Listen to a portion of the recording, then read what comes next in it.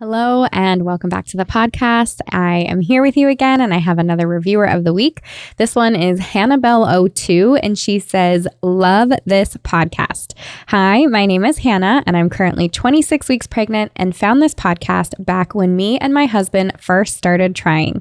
All of the information in this podcast is easy to digest and non-biased. I love hearing about all of my options for birth and learning all the ways my partner can support me throughout. We recently began taking my essential birth course and we are feeling confident and educated as we get closer to our due date. Absolutely recommend to anybody looking for ways to feel more prepared and in control of your birth, no matter what that looks like for you." Hannah, that is awesome. And honestly, I couldn't have said that. I feel like the last was like a perfect tagline because that's kind of my thing, right? Feel confident and prepared no matter how you choose to give birth. So if you're going medicated or unmedicated or at home or birth center, or whatever you decide to do, if you have the good information, if you have all that knowledge, you can make a decision that's right for you, however you want your birth to look. So thank you for leaving that wonderful review. And I'm excited that you're in the not in the podcast. I'm excited you're in the birth course and that you're here following along in the podcast and that I get to read that. It kind of makes it come full circle, which is really awesome. This week is actually kind of neat how this topic came. It's not that I wouldn't have covered this at some point, but I had a couple of emails that came in this week that were specific about, they had questions about preeclampsia and also wondering kind of what should I do moving forward? And is this a topic that you will cover on your podcast? And I love that question. So if I haven't said that here before, maybe you haven't heard it recently, or maybe you're new here with me. If you send me an email at hello@myessentialbirth.com, you can reach out and tell me what's going on with you and request whatever you might be interested in for a podcast episode. It's not that every single request is going to make it on here. There are definitely a lot that I don't get to all of them. But this is definitely one that I felt like, oh, it's coming up in a couple different areas. These questions are really good. I feel like I could answer you personally, and it would make more sense if I answer this for everybody that can be listening, because you're not the only people that are going to come up on it. And it can be a little bit confusing, or you just feel lost and you need a little direction. So with that in mind, I'm talking about preeclampsia today. I'm talking about preeclampsia that happens during pregnancy. And I'm going to talk about postpartum preeclampsia, which you may not have heard of before. In fact, that's kind of like a newer thing for me, understanding how it works. And in fact, you can have postpartum preeclampsia, which is just kind of crazy. So take a listen. We're going to cover those things right here today. And then if you have any more questions following this episode, definitely feel free to reach out. Obviously, hello@myessentialbirth.com, or you can send me a DM at myessentialbirth on Instagram. Feel free to reach out in any of those places. But let's dive into it. First off, what is preeclampsia? Now, if you are a first-time mom, you may have never heard of this unless you know somebody close to you or have a friend or somebody who's gone through it or is currently dealing with preeclampsia.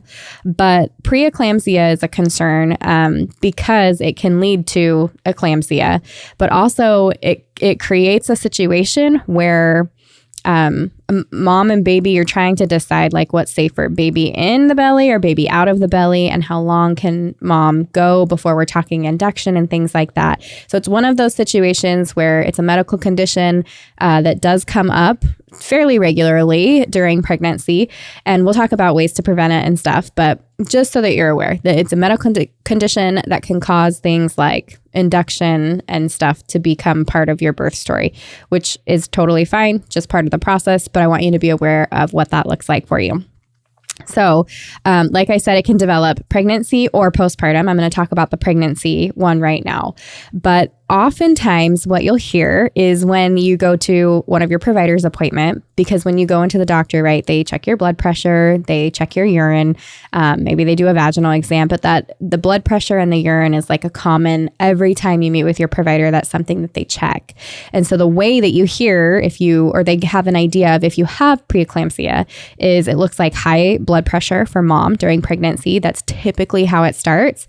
And then as it increases, you'll often see protein in the urine and some swelling, especially in your hands and feet or in the face for mom. And we all know that pregnancy swelling is a normal occurrence, but this would be edema, where it's so if your hand is swollen, with fluids or whatever, and you poke your hand, that divot stays in there. That poke where you poked it kind of stays pitted, and it takes a little bit for it to kind of like pop back out. So those are some of the things that they're checking for. Now, I want to put just a really quick caution and preface here that if you are presenting with high blood pressure and it happens just at the provider's office, this is one of those things that I feel like I'm hearing more and more often recently. Moms will take their blood pressure at home. They're like, my blood pressure is totally fine. I get to the provider's office and it spikes, and they're worried about my blood pressure, and they're talking about induction, and they think I have preeclampsia, even though you don't have protein in the urine. You're not having headaches or vision changes. You don't have any other signs. You don't have the swelling. So keep that in mind, because there is a condition called white coat syndrome. It's very real. It happens for women. It's something that the providers are all taught in their classes that they take, whether you're a nurse or a doctor or whatever. White coat syndrome is a real thing. In other words, you get anxious when you're with providers, when you're at the doctor's office, when you're getting tests done. And so that presents as high blood pressure when you're stressed, right? High blood pressure during those times. So if that's the only thing presenting, get a second opinion, challenge it, talk to them about your blood pressure stuff at home, and help make good decisions with your provider based off of that. Now we're going to get into if it is preeclampsia, right?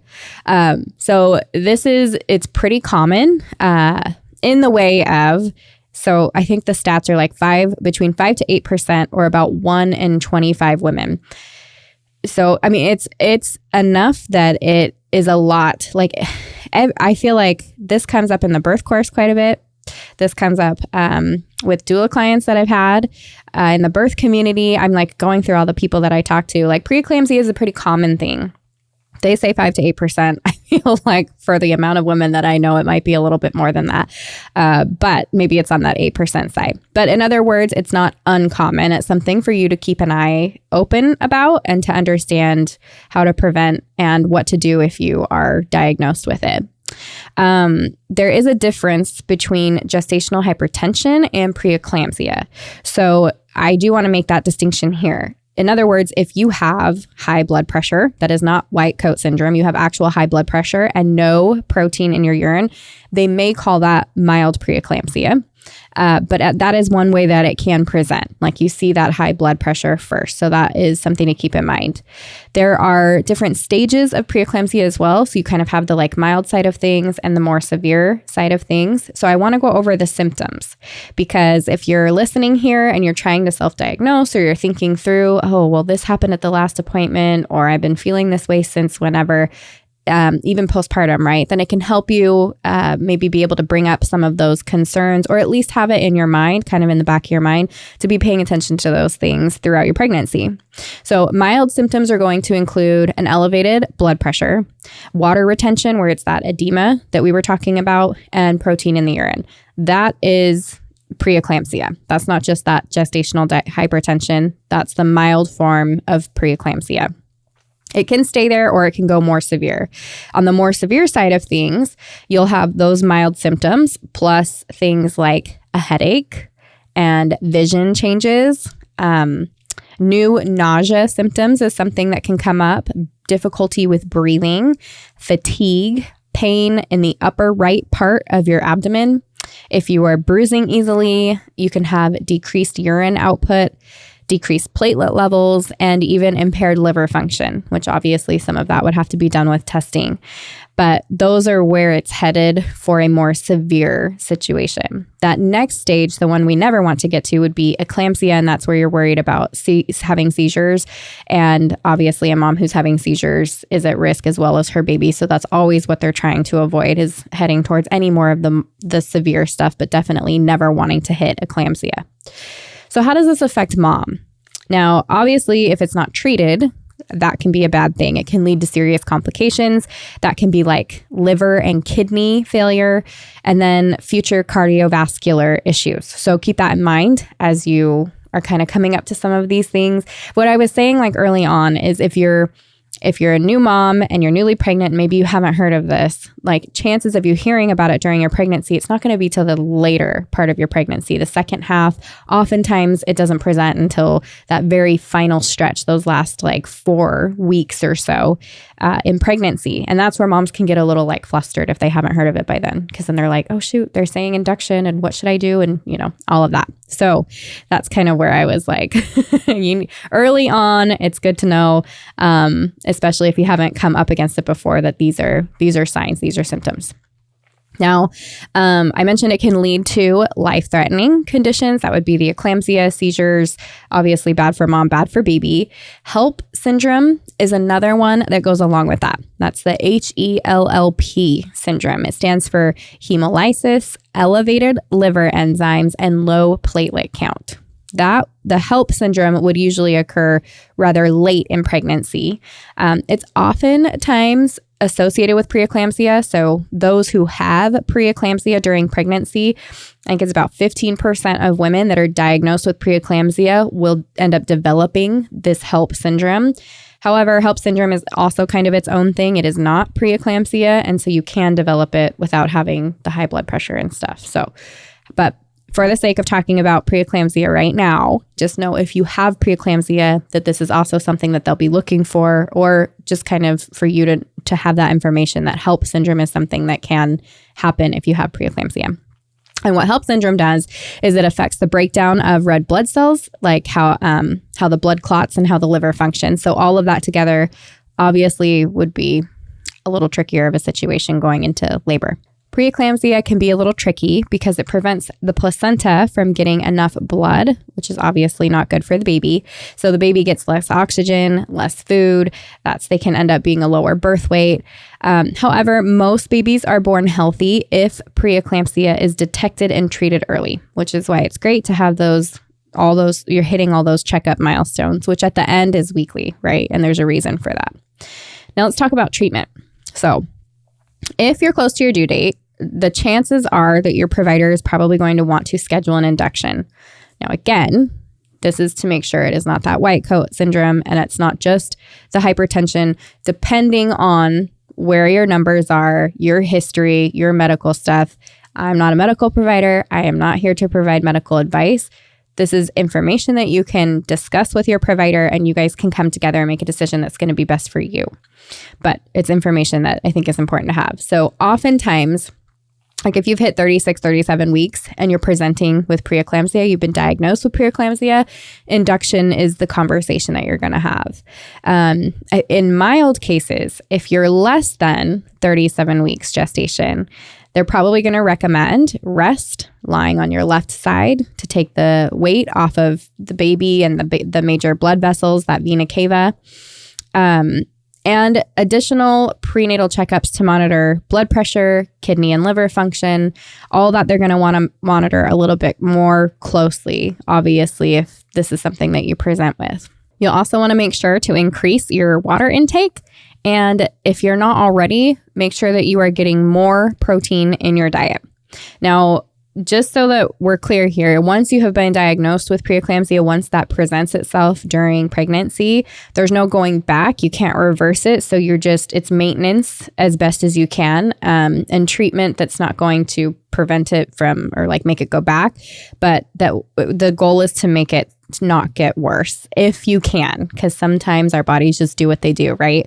If it's a severe case and baby is less than 37 weeks gestation, that's where we're talking things like blood pressure medication, everything else that I just mentioned, possible bed rest and steroids for baby's lungs, because if the condition worsens and they need to get baby out quickly, we want to make sure that those lungs are developed. IV magnesium to prevent seizures, and like I said, possibly an induction if things are so bad that it's not safe for mom, not safe for baby, it's headed towards that eclampsia. So obviously, conversation to have with your provider, and that's who you're going to trust during that time. I thought it would be important to put in here who is at risk. So if you've previously had gestational hypertension or preeclampsia, then obviously you're at a heightened risk to have it again. If women in your family had preeclampsia, if you are carrying multiples, if you're younger than 20 years or older than age 40, if you have had high blood pressure or kidney disease before becoming pregnant, and if you have a BMI over 30. Now, you may be wondering what the cause of preeclampsia is. And it's kind of one of those tricky things, both postpartum and prenatal preeclampsia. The exact cause isn't totally known, so it's kind of a mystery in that way.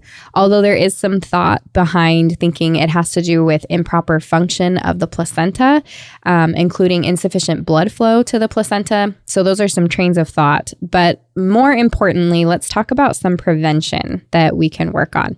The truth is, and this is the case with a lot of things in regards to pregnancy, there's no way to 100% prevent this. However, if you have a high protein, well-balanced diet, that has been shown more than anything else to prevent preeclampsia.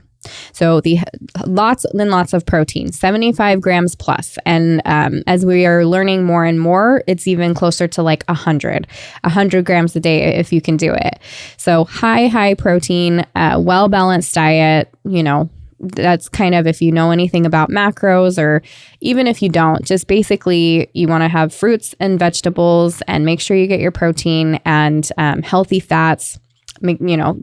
As long as you are doing that, if you're focusing first on the protein, it really makes everything else a little bit easier to get. If you're more focused on, did I have enough fruits or vegetables today, you might not hit the protein. So I always say focus on your protein first, make sure that you're hitting those numbers first, and let everything else kind of fall into place. As long as the other options are well-balanced, healthy, colorful rainbow plate of food items, then that's going to be your best bet. So the other part of that is staying active. So if you have been with me in the My Essential Birth course, the first two things we talk about are nutrition and exercise. And it's not because it's something that I feel like we need to check those boxes and get it out of the way because it's something every mother should know. And now that we know, we can move on. It's because of things like this. Because when we learn about how our body likes staying active and treating it well with what we put into it, that really good nutrition with that high protein during pregnancy, you're preventing things that allow you to be more in control of your birth as time goes on, or in control of your pregnancy too, as time goes on. So all of those things that you have dreamed up for your birth, if we can keep you in control by making sure that you've got this healthy, well-balanced lifestyle, then that's what you want to do. So think of that. Immediately, that's one way that you can do your best to prevent it. Start that today if you're not doing it already. Lots and lots of water, 6 to 8 glasses daily. Try to avoid things like caffeine, obviously over amounts of sugar and things like that. Caffeine specifically though. Okay, another thing that moms have asked had to do with low dose aspirin. So many of you, if you're here with me, you've had preeclampsia before and you got pregnant again, your provider may or may not have offered to do a low dose of aspirin throughout your pregnancy so that you can, as a prevention method for preeclampsia. So if you haven't been offered that yet, it's totally fine. This is kind of one of those recommended things. You obviously have the right to choose to take it or choose to not take it, but sometimes a provider will recommend that as a way to keep that risk low. Now, there's different trains of thoughts on this, and there's some studies that show that it does well, and there's other trains of thoughts that say, we don't notice a difference or we're worried about harm for baby. So it's kind of one of those things where you get to make it up for yourself, that decision on what sounds best for you. But and it's not even just if you've had preeclampsia. Sometimes if you have like a mom or, a relative that has had preeclampsia, it can be recommended as well. So kind of like when you're checking off those questions early on in that early appointment time for your pregnancy, if that comes up, they may recommend that. So definitely something that you can research for yourself, but that's something that could be recommended by your provider.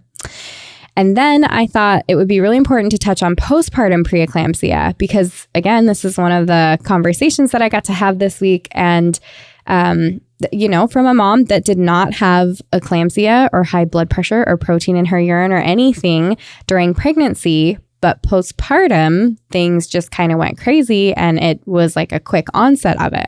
So postpartum preeclampsia can happen immediately after birth. It can follow preeclampsia from your prenatal period, or it can pop up on its own. It can pop up quickly. You can have a late onset, but it'll likely be within that first 6 weeks is what they're looking at for something like this to pop up. So remember those warning signs like we talked before. That's elevated blood pressure. Postpartum, it can be stomach pain, nausea, severe headaches, seeing spots or having any kind of vision changes, shortness of breath, and again, that swelling or that edema in your hands and face, or even in your feet, and sometimes your legs, depending on how far up or how far out that edema is spreading. So have that in your mind, just as those warning signs. Sometimes it's easy, especially postpartum, because you're like, I just got hit by a truck. Like there's so many things that I'm feeling in my body right now. And you're like, I just need to sleep or I just need whatever. It's really easy to ignore some of those warning signs sometimes. So pay attention if you've got that swelling, if you've got the headaches, if you've got vision changes, if those things are and you're like, something doesn't feel right, listen to that. Because when you do have an issue with postpartum preeclampsia or it does develop, that's like a, hey, we need to get help for this right now. It's not a wait and see approach. So keep that in mind. As far as postpartum goes, well, okay, hold on. Before I get into that, let me talk about the treatment. Should you have postpartum preeclampsia, then the treatment will be, a lot of times they do, depending on the severity of it, like an IV drip of magnesium, so a medication that's going to kind of slow things down, or a blood pressure medication that's going to lower blood pressure. So that's what you will do, get you stable at the hospital or whatever you need to do, and then head home, pay attention to things, blood pressure checks, all that kind of stuff. As far as prevention goes for postpartum, when you can, and this will depend on if you've had a cesarean birth or how you're feeling after birth, if you've had a lot of stitches, all of that, move your body every day. And that can start with diaphragmatic breathing. That can start with like some knee openers and really gentle pelvic exercises. But in a couple of days or a week or so, like you want to be walking around. If you can, get outside. I think that's good, not just for all the stuff we're talking about right now, but for postpartum depression and all that stuff. Get outside, get fresh air, take your baby with you or in a stroller or whatever. And make sure that you're moving your body. It's our bodies, they need to rest and they also need to move. And part of that healing happens with some movement. So think about gentle exercise early on. And like I said, it could just be a walk. Getting adequate sleep. And I know some moms are just laughing their little hearts away right now listening to this, because I would be one of them, just like, yeah, right, get sleep. But if you can, right? And if you're noticing like you're really not getting any sleep, pay attention to that and let a partner know, call in a postpartum doula, call in some friends and family, whatever you got to do so that you can receive rest. And if you're not, talk to somebody about it. And then back to nutrition.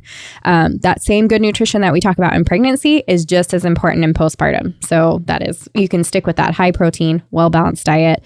Along with that is like, if you're taking a prenatal vitamin, you continue those postpartum, or you can move to a multivitamin, drinking lots of water, all of that stuff that we talk about in regards to good nutrition. I know it's probably hard to think about anything else in those first few weeks besides your baby and their needs, but it's really important for you to be taking care of yourself as well. This is just the way postpartum goes. It's so easy for us, you guys. We are wired this way. Like we have a baby and that's the focus. Like our focus is immediate, that like, I am here to keep this baby alive. And it's this whirlwind of, it's a lot. And especially with that first baby, I feel like as time goes on, second, third, you do get a little more comfortable. You can find your stride a little bit more easy.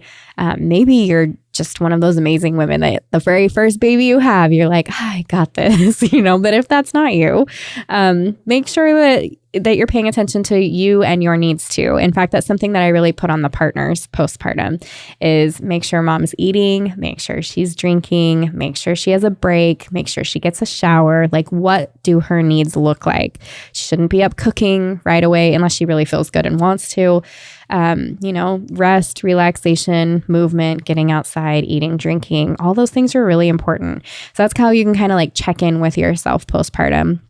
And you can even just think of doing like a nightly scan, a daily or nightly scan, or, once my baby falls asleep or takes this afternoon nap, I'm just going to rest here. Or as I go to fall asleep, go from your head to your toe. How does my head feel? Do you have any headaches? How are my eyes? Am I like squinting them a lot? Do I have any vision changes, blurriness, dots, all that?